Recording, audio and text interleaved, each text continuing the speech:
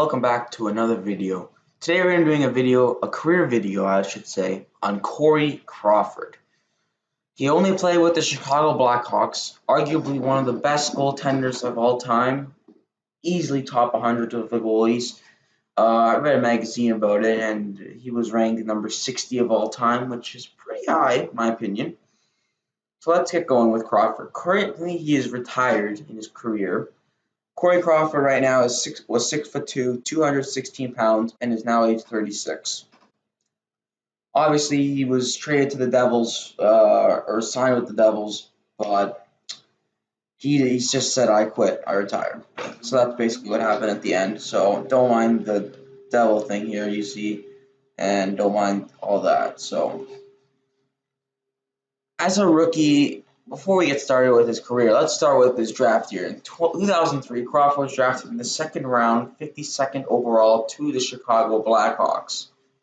Obviously, he played with Rockford for a bit before breaking into the NHL in the 2005-06 season, where he played 2 games and had 1 OT loss, and he only started in 1 game.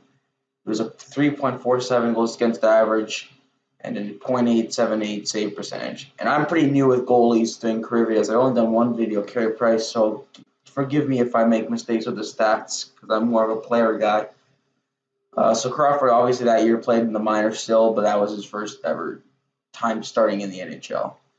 7-8 again, he had another season barely playing. He played 5 games, started in 3 of them. He was 1 win, 2 losses, 2.14 goals against average, .929 save percentage, and had 1 shutout. So again, barely playing. And 9-10 again, he barely played.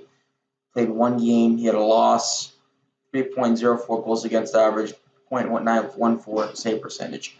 So those first 3 seasons, he's barely been playing in the NHL.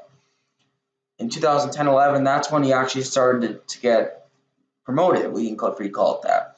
He played 57 games. He had 30 wins, 17 losses, 7 overtime losses, a 2.72 save goals against average, and a .903 save percentage. So not bad start for a official rookie year, if we'll call it that. 11-12, again, he played 57 games, 30 wins, 17 losses, 7 overtime losses, Did I just fuck up on that? I think I just did. Damn it. All right, hold up. So let's do that again. I'm a dumbass. Crawford played in 2010-11, right?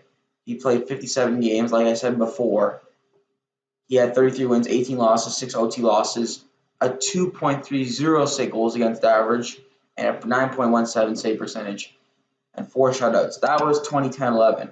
Now we're going to do 11-12. So Crawford 11-12 had 57 games played. He had 30 wins, 17 losses, 7 overtime losses, a 2.272 save goals against average.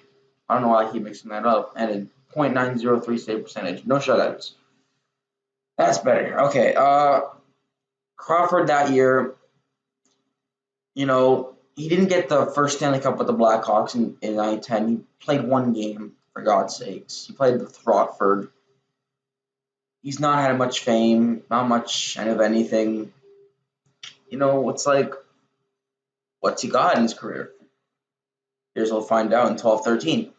12-13, the year is shortened, but Corey Crawford played outstanding this year. Arguably a Vezina Trophy season for him. I don't know why he wasn't nominated for the Vezina.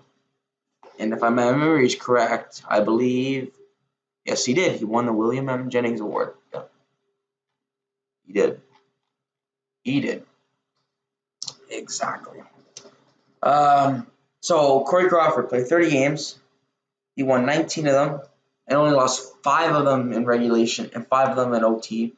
He had a 1.94 goals against average and a 9.926 save percentage, .926, and 3 shutouts.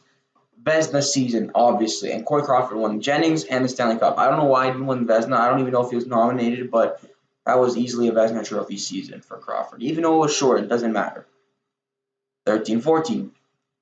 59 games played, 32 wins, 16 losses, 10 overtime losses, a 2.26 goals against average, and a 9-1 and a .91 save percentage and 2 shutouts. I don't know why I keep messing up the goals against average. I keep saying it's a save percentage for some reason. I don't know. I'm not used to goalies, guys, so give me a break. Give me a break. All right, so in 14-15 he played. Again, he would win a Stanley Cup that year, obviously, with the Hawks. He won 2 in his career. He had 57 games played, 32 wins, 20 losses, 5 overtime losses, a goals against average of 2.27, and a save percentage of 9.924, and 2 shutouts. So not bad. Next year, 15-16, arguably another one of his best seasons with the Blackhawks, keeping them honestly in the a playoff team. Without him, they would be out of the playoffs easily. Obviously, next season in 16-17, that we'll talk about that. It showed why for sure. But in 16-17, Corey Crawford played 55 games. He had 32 wins, 18 losses, 4 overtime losses, a 2.55 goals against average, and a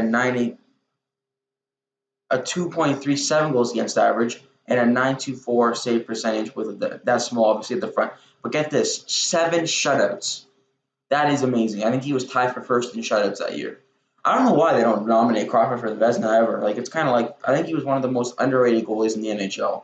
That's probably my opinion on that. 16-17, you're going to see here, following 16-17, why Chicago needed Crawford. He played 55 games. He had 32 wins, 18 losses, 4 overtime losses, a 2.55 goals against average, and a .918 save percentage, and 2 shutouts. That year, they got eliminated by the Preds in the first round. 17-18, he got injured. Get that. Injured. Look how well he played before he got injured. 28 games played, 16 wins, 9 losses, 2 overtime losses, a 2.27 goals against average, and a 929 save percentage, and 2 shutouts. And after that, the Blackhawks missed the playoffs. You know why? Because they had Forsberg in net. Forsberg! That's a joke, I know. Exactly. That's exactly why the Chicago Blackhawks missed the playoffs, because Crawford was out. It's that simple. When he's out, you're out of there. Chicago need Corey Crawford. 18-19. Crawford was dealing with concussion problems, just to let you guys know if you were wondering what his injury was.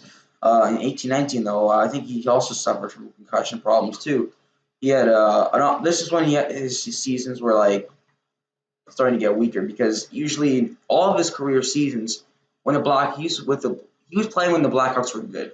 All of his years, he had more wins than losses. This is the first year in his career, excluding the first 3 seasons that basically don't really count, where he had more losses than wins. So let's get this going. Man, it's getting the boys. I hope you guys are. I'm not sure if when you guys are gonna watch this, but hope you guys are watching this. Definitely not early in the morning, because it's kind of early. Anyways, 18-19. So Chicago missed the playoffs. They're gonna miss it again, but let's get on with the stats. 39 games played, 14 wins, 18 losses, 5 overtime losses, a 2.93 save percent goals against average, and .98 save percentage and 2 shutouts. So a very bad year for Crawford. Very bad. Chicago missed the playoffs. However, for some reason, Patrick Kane, DeBrincat, Taves had unbelievable numbers. And even Duncan Keith did too. I'm not trying to get off topic, but I'm just saying, for some reason, that season was so high scoring. Kucherov had 128 points that year. It's like unbelievable how high scoring that year was. But obviously for goalies, not a good year at all. And in his last ever season, that was not even known to be his last one. They didn't know it was going to be his last one, but it was. He had 40 games played, 16 wins, 20 losses, 3 overtime losses, a 2.77 goals against average, and a .917 save percentage with 1 single NHL shutout. That is Corey Crawford's season career. Playoff time we look at. 8-9, played 1 game, got pulled in it, allowed 1 goal. He has 3.77 goals against average and .85 save percentage. In 10-11, he had 7 games played, 3 wins, 4 losses, a 2.21 save percentage, goals against average, sorry, and a .927 save percentage with 1 shutout. So not bad in 10-11. 11-12. 6 games played, 2 wins, 4 losses, and 2.58 goals against average, and an 8.93 save percentage. Following that year in 13-14. Anyway, sorry about that. So we go back to the 12-13 when they won the cup. He played really well. He had 16 wins, 17 losses, a 1.84 goals against average, and a .932 save percentage and 1 shutout. Arguably a Conn Smythe Trophy performance there. Arguably, I would say that's a Conn Smythe Trophy performance for sure. He had the 16 wins, only 7 losses, guys. Only 7. I mean, Patrick Kane won it, but arguably Crawford should have had Vezina trophies, Conn Smythe trophies. Just hear me out there. 13-14, 19 games, 11 wins, 8 losses, 2.53 goals against average, and a .924 save percentage and 2 shutouts. Another solid season from Crawford. 15-16, 7 games played, 3 wins, 4 losses, 2.55 goals against average, and a .97 save percentage. 16-17, this is when they got swept by Nashville. 4 games, 4 losses, 2.84 goals against average, and a .902 save percentage. And his last ever playoff year in 1920, which was a technical playoff berth, beating Edmonton in the qualifying round, then playing Vegas. He played 9 games. He had 4 wins, 5 losses, a 3.31 goals against average, and a .907 save percentage. So let's look at Corey Crawford's career awards. So Crawford has won 2 William N. Jennings Awards in 2012 and 13 and 14-15, and 2 Stanley Cups in 2012, 13, and 14-15. So Corey Crawford was also interesting fact here. Corey Crawford was the 8th goaltender to win 100 games for the Chicago Blackhawks. So Crawford, is he a Hall of Fame goalie? In my read, yes. In the real world, he's not. He doesn't get that much. He's not getting that credit like Carey Price is. He's not. It's not there at all. So that's all I'm going to say on that. If you guys have any opinions on him going on the Hall of Fame, just comment down below. But yeah. So let's look at his career now. He's played 488 games. He has had 260 wins, 162 losses, 53 overtime losses, a 2.45 goals against average, a .918 save percentage, and 26 shutouts. So not much of a shutout guy. But that's okay. That's all good. It's all good, Crawford. It's all good. In playoffs, he's played 96 career games. He's had 52 wins, 42 losses, a 2.38 goals against average, and a .918 save percentage. Save percentage as his season. And 5 only career shutouts. So Crawford, we learned from this, is not much a guy who can give you a shutout, but he can still play well overall in that. Alright guys, thank you so much for watching. I'm sorry if this video was too long. Thank you if you guys stick through the entire video. Be sure to like and subscribe to the channel, and I will see you guys in the next video. Bye.